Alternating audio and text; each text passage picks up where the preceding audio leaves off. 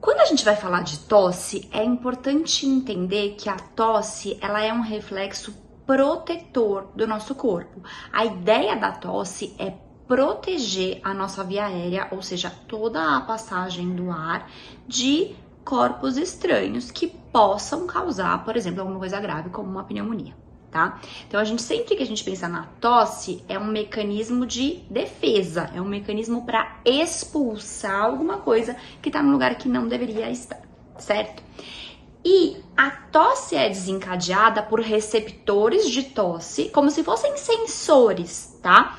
Em toda a árvore respiratória, desde o início do nariz, toda a garganta, canal auditivo, membrana timpânica, laringe, traqueia, pulmões e pleura, que é a pelinha que reveste o pulmão, tá?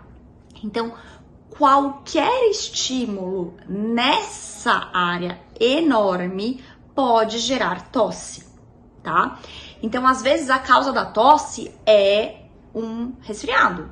Às vezes, a causa da tosse é um corpo estranho que ficou na garganta. Engoli errado, tossi, engasguei. Às vezes, a causa da tosse é um catarro no ouvido. Às vezes, a causa da tosse é um problema pulmonar, tá? Então, quando a gente fala de tosse, principalmente aquela tosse crônica, aquela tosse que demora para passar, a gente tem que pensar em todos esses fatores, né? Quando a gente fala de tosse em criança, a causa mais frequente não é otorrinolaringológica, a causa mais frequente de tosse crônica em criança é asma, tá?